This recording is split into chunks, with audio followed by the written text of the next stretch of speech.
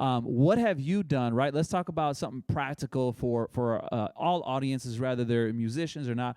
What have you done to kind of wrestle through those things where you really felt God move in a certain way, and you try to either replicate it or you try to figure out how can we make that happen, and then when it doesn't happen, like what do you do to kind of work through some of that kind of process? Because I know there's frustration that sets in. So what do you practically kind of do in those moments? I let go and I let God. But like really though, like when I see things aren't working out, like when I used to have this problem of wanting to make my own plans and do my own thing. I was very, very independent. But Mm. you can't really be independent when you're part of like a body, you know? Like you Yeah. can't, like if you're just a pinky trying to be the whole body, that doesn't work. You know, you're just a pinky, like calmate, you know, you're fine. Relax. You're just a pinky and you be the best pinky that you can be, but you just a pinky. That's And right, baby. so That's right. That's right. when I see that things aren't working out, I'm like, okay, number one, I always recognize there's a reason why this isn't working out. And so then I slow down. I really, really slow down, and I truly, even though it hurts, even though it's like, oh, I really, really want this thing, Mm. there's a reason that I can't understand right now of why it's not happening. And then I always, well, not actually, no, that's not true. Sometimes I find out later. And I don't need to find out later. Now I'm at a point where it's like, okay, God, like, like, why this didn't happen or why, Yeah. Yeah. but sometimes I get the privilege of knowing, oh my gosh, if that happened, then A, B, and C would have happened, and then A, B, and C would have happened, and then A, B, and C would have happened.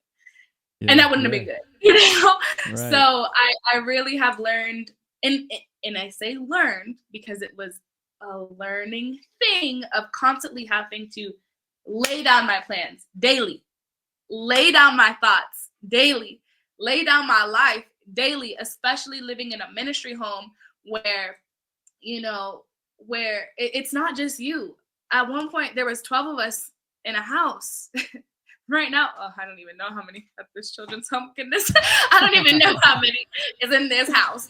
But it works. It works so beautifully. There's harmony, right? But you can't be selfish here. You can't be independent here. Everybody is working together here.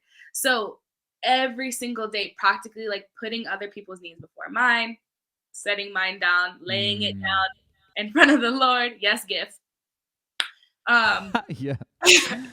and yeah, that was the most practical thing. And then being open and transparent about the struggles. Like I know that I am very privileged to live with my pastor and my best friend who was also a pastor.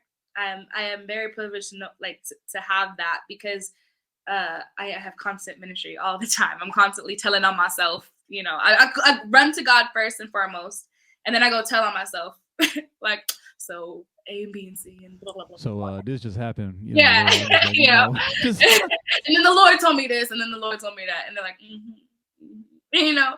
So yeah. yeah, but I think being transparent and open about my struggles was actually really made me skyrocket in my faith because it's like you think you can hide from God, but you can't. Like he already knows what's happening in your life. So the people that he put in your life to speak into your life, because not everybody is meant to speak into your life, but the people that he ordained to speak Ooh, pause, pause, into pause. Run that back. Run that back. Say that. your life. Oh my.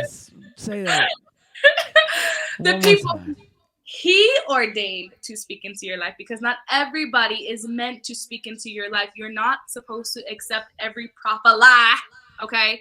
Every word, you're not supposed to do that. It's who he ordained to speak into your life, and you take that and you trust those people, and you trust their relationship with the Lord, because at the end of the day they are um they're responsible.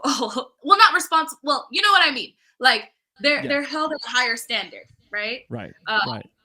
and so I know I hear my daddy out there right now, my spiritual father right now. What is it, 4:30 in the morning, and he is praying. Like, I hear all hours of the night, I hear them covering us and praying for us. Now that is a man of Wow. God. My pastor, she is a woman of God. Like, I have beautiful, beautiful, beautiful examples of the Lord and real relationship with him. And I think that's why, that's what also helped me a lot.